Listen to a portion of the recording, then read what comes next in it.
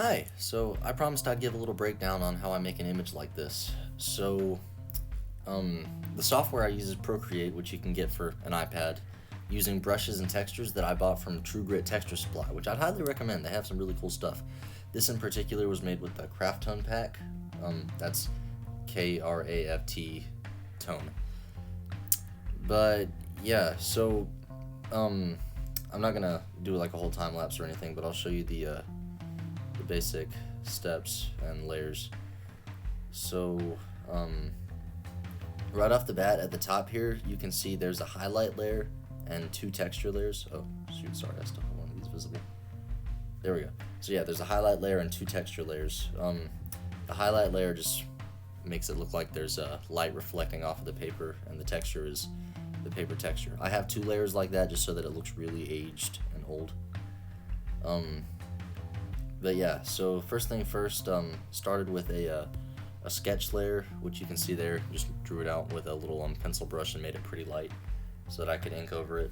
Then inked over that with a pen, hid the pencil, and then the color is laid down in four different colors, being cyan, magenta, yellow, and black. The black is separate from like the inking. That's just how it's set up. So what I would do, the colors are put down in half tones, which is like the little dots that you see in old printing.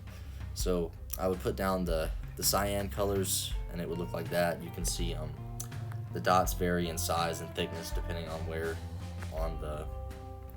depending on what is being colored.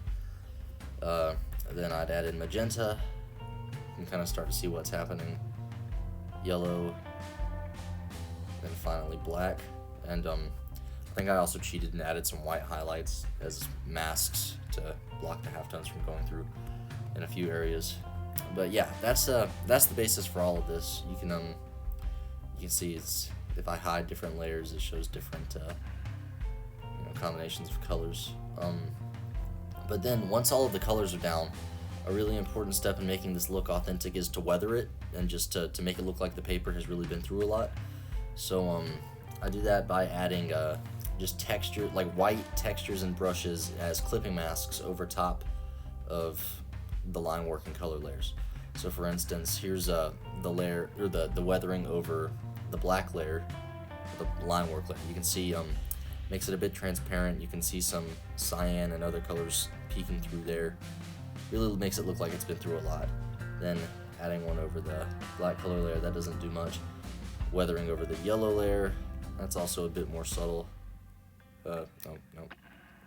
Yeah, these aren't really things that are really apparent if you're looking closely, but it has an overall effect. Here's the weathering over the magenta. That one does a lot. Makes it a bit oranger. And then finally, the weathering over the cyan. This also has the effect of really tying the colors all in together, just so they feel a bit more cohesive.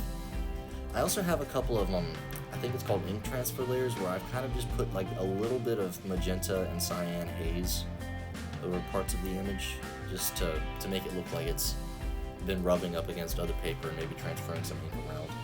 It's a really subtle thing, but yeah, that is the gist of it. Let me know if you have any other questions.